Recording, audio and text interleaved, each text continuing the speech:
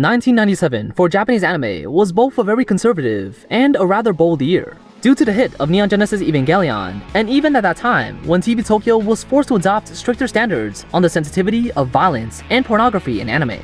The first victim was Cowboy Bebop, which was in production in 1997, and only half the episodes were shown when it first came out in 1998. On the other hand, there were also many anime that benefited from the popularity of Neon Genesis Evangelion.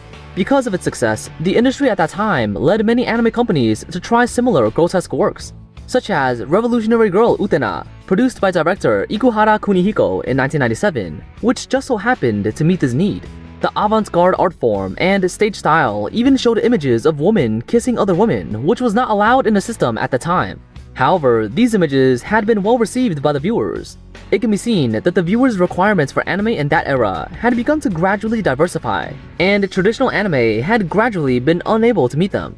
So they started showing some experimental, non-commercial anime late at night, when younger viewers stayed up less, discussing more serious topics, such as Serial Experiments Lain, released in 1998, Boogie Pop Phantom, released in 2000, Paranoia Agent, released in 2004, or even last year's Wonder Egg Priority, as well as Sonya Boy, all can be regarded as kind of experimental anime, especially Serial Experiments Lain.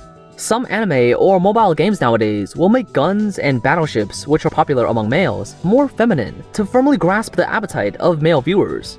While Serial Experiments Lain directly feminized HTTP, which from another perspective can be called one of the originators, their biggest feature can be categorized in one sentence, and that is as an underrated anime. After all, in this era of commercial anime as the mainstream, it's an often phenomenon that experimental anime which has the purpose of exploration can't always get much attention. So now let's go back a little bit to introduce manga. There were many legendary manga in that era, and the manga industry had been raised to the highest peak in history. The first is Berserk, which was serialized by Miura Kentaro in 1989. Its storyline and character design have not been surpassed by many manga even in modern times. In particular, its exquisite style of artwork reproduced the shock that Akira had brought to the entire industry. Going to the 90s, the detective genre became popular, with the emergence of this trend being 1992's The Kindaichi Case Files and 1994's Detective Conan series. It's a pity that these two series have little influence in the United States. The manga that had really left its mark around the world are One Piece, which was serialized in 1997, 1998's Hunterxhunter, and 1999's Naruto. Any one of them had left an indelible mark on the manga world, filling countless childhoods with a longing for an adventurous life, and making the world interested in Japanese ninjas. Among these manga artists, Togashi Yoshihiro, the author of Hunter x Hunter, is undoubtedly the most unique one. He is both the most hardworking and the most lazy type. During his serialization of Yu Yu Hakusho, he only slept 10 to 20 hours a week. During the serialization of Hunter x Hunter, well, I haven't seen him update anything for over 1,000 days. He met Tezuka Osamu when he first started creating manga, and the god of manga told him to draw works that gave children something to dream about. This sentence also directly influenced Togashi Yoshihiro's life. At that time, Tezuka Osamu probably didn't expect that the young man who talked to him would become the only manga artist in the future who could update Weekly Shonen Jump once a month other than him. Shonen Jump probably has no other choice. Togashi Yoshihiro's manga are just too imaginative and beautiful. At that time, Shonen Jump had allowed him to update it once a month for sales volume. Shonen Jump even allowed him to suspend publications indefinitely sometimes, which may be the reason why he can create such excellent works. Finally, being married to Takeuchi Naoko, the author of Sailor Moon, who can be said to be a manga artist who has succeeded both in her career and in life. No wonder when I was watching the Chimera Ant arc, I always felt like I was watching a shonen anime and a shoujo anime at the same time. In 1997, Ghibli's Princess Mononoke broke box office records once again and set a new milestone, basically almost like a family recipe for the studio. And this time, in Princess Mononoke, Miyazaki Hayao used CGI for the first time to create some scenes. The anime quality-focused master's use of computer technology also represented that at that time, computer-generated anime could be seamlessly integrated into anime, which made other anime creators start to consider the future of computer animation. In the year 2000, Japan's first 3D animated film made entirely by computer-generated images was born. This is an anime that was made more than 20 years ago, and neither technique nor experience can match the current or be on par with Land of the Lustrous or Beastars, these 3D anime.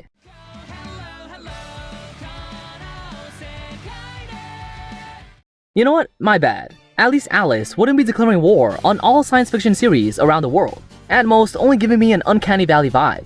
Also in the year 2000, with the development of the internet, another anime form appeared, that is, ONA, aka Original Net Anime. The first ONA anime is called Azumanga Daioh, an anime of only 4 minutes adapted by JC Staff. In modern times, where time is becoming more and more fragmented, anime like this, which have many episodes where each episode is very short, are slowly taking over the mainstream. They don't have too serious of plots, as each episode is only 2 minutes apart from the opening and ending. Letting the viewers relax within these 2 minutes, such as writing to or from work, or during break time, is the purpose of these type of anime. To add on, TikTok and YouTube's recently popular short videos also serve this purpose. At the same time, traditional OVA anime has also encountered its bottleneck. In the era of piracy, it has become more and more difficult to make money only through OVAs. From this perspective, ONA anime can directly publish anime to the internet, which is a very market-friendly choice. In the last few years of the 20th century, many familiar works were born, like The Prince of Tennis in 1999, as well as many classic works ending, like Chuga Ichiban within the same year. In the last year before the new century, the woman who defeated the Hokage and Pirate King appeared, Nana, as one of the most popular shoujo manga. Its manga sales in 2005 once beat Naruto and One Piece, then became one of the most popular and well-received manga. The One Piece manga sales record had rarely ever been broken since then, until it was slayed by Demon Slayer in 2020. Finally, the glory of the end of the century is over, and we have come to the 21st century. Anime had opened a new era, the confusion at the beginning of the new century. Despite just beginning, Japanese anime had released several blockbusters, starting again with Ghibli. Released in 2001, Spirited Away became the most successful and highest-grossing anime film in Japanese film history, until it was ended by Record Slayer in 2020. However, its glory and achievements are still standing at the top of Japanese anime. In every detail, the film shows Miyazaki Hayato's love of anime and his love for hot springs. In addition to this, another of Jump's mainstays, Bleach, began serialization. One Piece, Naruto, and Bleach, these 3 Jump manga, began cross-promoting manga sales, movies, video games, and merchandise. Even some people who have never read manga know these works, and this manga wave had allowed Weekly Shonen Jump to outsell several other manga magazines. Viewers of that era were more willing to see works with protagonists who were passionate or where the protagonists were close to the masses, like in Spirited Away and Millennium Actress. Those giant robot anime were slowly forgotten in the long river of time. Before joining in 2002, Japan's first full-length ONA anime, Maho Yugi, debuted and was successfully broadcast on TV. In 2003, Fullmetalalchemist was adapted into an anime. In fact, it can be counted as half a doujin work, because at that time, the animation progress of Fullmetalalchemist exceeded the progress of the manga, and much of the later content was originally made by the anime production team. However, it still received quite a lot of praise. It and the films mentioned before, plus 2001's Metropolis, 2004's Ghost in the Shell 2, Innocence, Appleseed, and Howl's Moving Castle directly brought Japanese anime to a certain ideological and artistic level. But not everyone liked those thoughtful anime, and many people watched anime just to relax. And at that time, although Japan no longer had the stereotype that anime was only for children, children still occupied a portion of the viewers. The market was beginning to crave works that can relax adults and bring joy to children. It just so happened that in that year, Gintama and Pretty Cure were born. One became one of the most famous comedy works, and the other remained at the top in popularity among underage girls. However, comedy or philosophical works were not the mainstream of the current era. The next work is the real creation of a craze. This craze is isekai harem works. Isekai in Japanese means another world. This phenomenon was created by the familiar of Zero, which began serialization in 2004. In the cultural background of medieval Europe, there is a magical world. The male protagonist is an ordinary high school student living in Japan, wearing sportswear, who was suddenly summoned to this world because of some accidents, and accidentally acquired a special ability. The heroine is a lolly tsundere, who finally became a dere after being a tsune for a long time, and fell in love with the protagonist. At the same time, there are kudere classmates, dere maids, and so on and so forth.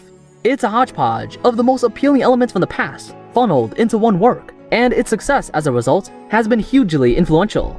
Many new novelists have begun to imitate it to create isekai harem anime, and the number of isekai novels on many novel websites had exploded within a short period of time. After all, isekai works are the most easily manipulated by the creators. If you want to write a detective or scientific story, the author must have some necessary knowledge, otherwise readers will criticize there being some plot hole issues.